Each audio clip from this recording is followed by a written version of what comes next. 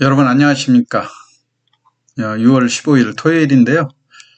오늘 주말에는 다음 주에 유상증자를 앞두고 있는 신라젠 유상증자를 과연 받아야 될 것인가, 또 유상증자 전후에 주식이 나올 때까지 주가가 신라젠이 어떻게 움직일 건지 요거에 대해서 간략히 설명을 드리도록 하겠습니다. 신라젠 하면 여러분들이 항암제 치료 이슈로 우리 16만 소액 투자자들을 가장 많이 울린 그런 주식으로 생각을 할 수 있죠. 2016년 12월 6일에 상장한 다음에 팩사팩이라고 하는 항암 물질의 그 성공 가능성에 들뜬 투자자들이 이 주식을 많이 투자를 했다가 우리가 이제 월봉에서 보면 잘 알듯이요, 주가가 2017년도에서 이게 18년도였죠. 그리고 여러 가지 그 말썽, 그 팩사팩에 대한 약효 입증이 지연되는 것과 또 동시에 상장 과정에서 여러 가지 불미스러운 문제로 인해서 많은 우여곡절 끝에 거래가 정지됐었지 않습니까? 잠깐 그 역사를 한번 되돌아보면은요, 2020년 4월에서 무려 2년 6개월간 거래가 장기간 정지가 됐었어요. 이 과정에 뭐 코스닥 위원회라든가 이런 데로부터 상장 폐지가 확정된 것으로 여러 차례 보도가 됐었죠. 그러다가 극적으로 2021년 5월 달에 M2N이라고 하는 회사가 극적으로 신라제의 지분을 인수하면서 시장에서 이 M2N의 그 자금력을 좀 높게 보고 거래를 재개시켜준, 신라제는 그 주주들로 따지면 그야말로 천군만마를 얻은 것처럼 한숨을 돌리는 그런 계기가 됐죠. M2N이라고 하면은 우리가 이제 그때 당시에는 뉴스로 이 M2N의 회사에 대해서 정확히 그 많은 뉴스도 나오고 했었지만, 이 M2N의 그 대주주는 DK 마린이고요.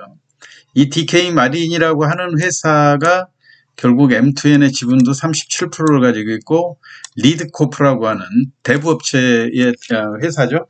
40%의 지분을 가지고 있는 상당한 그 자금력이 뒷받침되는 회사로 알려져 있어요. M2N이 원래는 그 드럼통이죠. 드럼통과 자동차 부품을 만드는 철강 제품 회사였는데, 자회사의 그 M2N 바이오도 설립을 하고, 그 다음에 미국의 그린 파이어 바이오 등을 인수하면서 철강업에서 바이오 업종으로 확장하는 그런 계기를 마련했죠.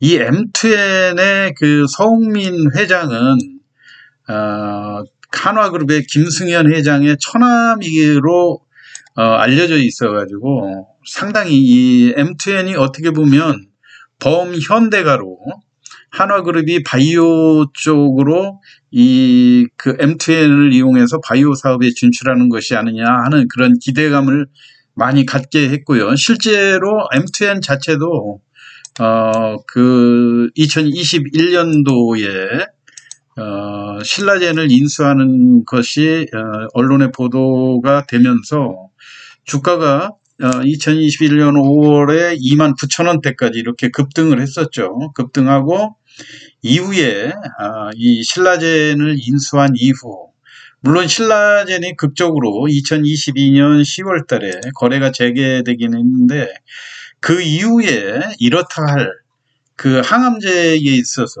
계속 그 FDA 임상에 들어간다, 또는 우리 국내 서울대나 연세대 이런 쪽에서 신라젠이 새로운 그 파이프라인으로 인정됐던 BAL-0891, 이거에 대한 그 보도들이 나올 때마다 잠깐 주가가 움직였지만 이제 다른 그 항암제들, 우리가 지금 최근에 많이 보도가 되어 있는 HLB라든가 뭐 이런 쪽들, 기존 그 항암제들하고 조금 좀 뒤처지는 그런 상황인지 여하튼 진전이 없어요.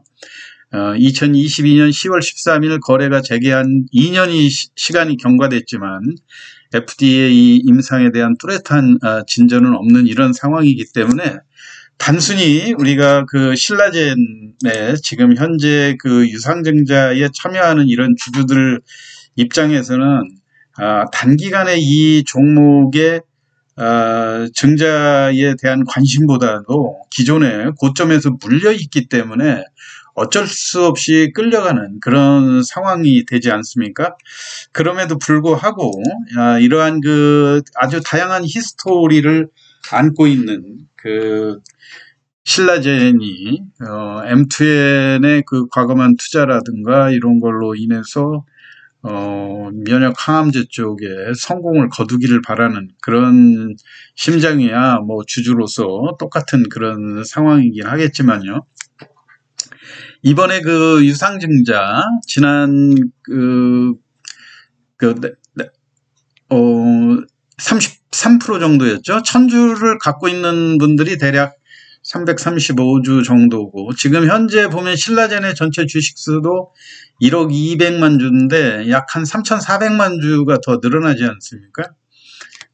이런 상황이고, 주가 자체도 아까 서두에 말씀드렸듯이 주봉으로 볼 때 거래가 재개됐던 2022년도 15,000원대 갔던 그 주가가 장기간에 지금 하락 조정을 거쳐서 3,000원대 와 있고요.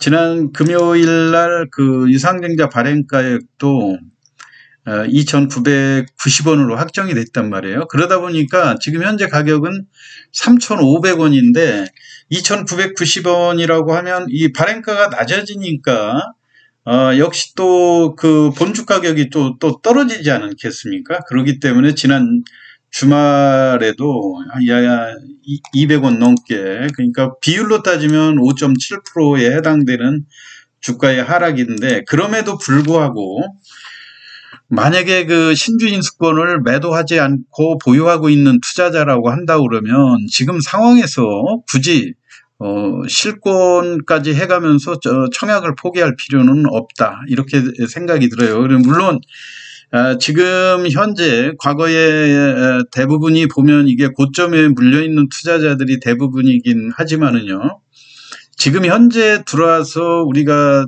그 3,000원대, 그러니까 2,990원에 유상증자를 받느냐 마느냐 이걸 고민할 필요는 없다고 생각이 됩니다. 왜냐하면 이미 신주인 수권을 매도한 투자자라면 증자를 포기한 상황이 되는데, 지금 그 6월 17일에서 6월 18일, 그러니까 다음 주 월요일, 화요일 날 청약을 하는데, 의외로 이 신라젠의 유상 청약이 우리가 예상했던 것보다 청약 성공률이 높을 가능성이 상당히 있다고 보는 이유가, 지난 5월 31일까지 거래됐던 신주인수권의 매매 동향을 보면 대략 300원에서 400원 정도의 그 프리미엄이 붙어서 그런 가격에 대량으로 거래가 됐거든요. 그러면 기존의 주주들은 실권을 선택을 해서 그만큼 프리미엄을 받고 빠져나갔다 하더라도 신규로 300원, 400원대의 신주인수권을 샀던 사람들이 이 청약 자체를 포기할 이유가 없다고 하는 측면에서 보면 어떠한 그 유상증자에 대해서는 새로운 주주로 바뀐 그런 상황 아닙니까? 그래서 단기적인 그 차익을 노리고 충분히 유상증자 청약할 가능성이 높다고 하는 점, 그리고 지금까지 그 청약 메리트가 없었던 이 모든 유상증자가 그 발행가까지 주가가 하락하는 사례들이 별로 없었거든요. 그렇기 때문에 이번에 유상증자를 그 BW가 많이 거래됐던 이런 측면에서 보면 BW를 매수한 사람들이 청약에 적극적으로 참여할 가능성이 있고요. 또 하나는 회사가 이 청약을 일반 공모로 일반 기존 주주 청약을 을 대상으로 해서 청약한 다음에 실권이 발생할 경우에 공모 청약까지 진행하지 않습니까? 근데 공모 청약으로 하게 되면 주식에 대한 프리미엄 전혀 없이 2,990원에 들어오기 때문에 지금 현재 주가 3,500원을 놓고 2,990원도 우리가 단순히 가격으로 보면 500원의 갭이긴 하지만 이 자체도 15%에서 20% 정도의 차익을 충분히 누릴 수 있는 그런 상황이기 때문에 일반 공모에 단기성 투기 자금들이 참여할 가능성이 상당히 높다고 보는 거죠. 그렇기 때문에 어차피 신주 인수권을 매도하지 않은 일반 투자자라고 한다고 그런다면 청약을 하는 것이 유리하다고 보는 거고요. 그리고 일반 투자자들이 이 일반 공모까지 청약해서 이 신라젠이 증자에 성공할 경우에 이번에 유상증자로 발행하는 그 금액이 대략 한 1,000억 정도 되지 않습니까? 지금 신라젠도 현재로 보면 거래가 재개된 다음에 약 2년 가까운 시간이 경과하면서 다시 또 재무구조도 좀 그 유상증자의 발행 그 가격을 자본에 편입했다고는 하지만 순자본이 지금 현재 이 자본금이 514억대에 총 자본이 590억대로 자본 그 잠식에 들어가는 그런 상황에 돼 있거든요. 그렇기 때문에 만약에 이번에 유상증자에 성공을 하게 되면 증자 청약일 이후 일반 공모가 어느 정도 일반 공모에서는 일반 주주 청약보다는 상당히 적어도 70에서 80% 정도의 유상증자가 성공했을 경우에 회사가 다시 자금을 확보하면서 새로운 그 면역 항암제 그 사업에 또 투자를 할 수 있는 시간적인 여유를 벌 수 있다는 것. 기업의 재무구조 개선과 그 다음에 그 연구에 박차를 가할 수 있다고 하는 이러한 기대로 볼 때 유상증자가 어느 정도 성공을 거두면 그때 당시 주가가 다시 또 단기적으로 크게 반등하는 사례들이 있죠. 이번 같은 경우 보통 BAL0891가 보도됐던 시점에서 주가가 한 400만 주, 500만 주에 주로 거래됐던 가격이 5,000원대거든요. 거기에서 이번에 유상증자의 발행가가 낮아지면서 다소 과도하게 하락했던 부분이 유상증자가 성공하면 어느 정도 반등할 수 있는 텀이 된다고 하는 점이고요. 그리고 실질적으로 증자에 성공했을 때 물론 이 주식이 7월 9일 날 상장되지 않겠습니까? 그러면은 증자의 납입금이 완료된 다음에 잠깐 주가가 반짝했다가 7월 9일 정도 이 주식이 쏟아질 때쯤에는 주가가 다시 또 하락하는 그런 패턴이 될 수도 있겠죠. 그렇기 때문에 이번에 유상증자를 받으신 분들은 증자가 성공했을 경우에 단기적으로 반등하는 그 타이밍을 잘 이용해서 기존에 보유하고 있던 수량을 증자받은 만큼 물량을 줄여놓고 그리고 나머지 다시 또 대비하는 거는 7월 9일 날 상장될 때 저점에 다시 또 주식 매수를 노려보는 그런 전략이 필요할 거라고 생각이 됩니다.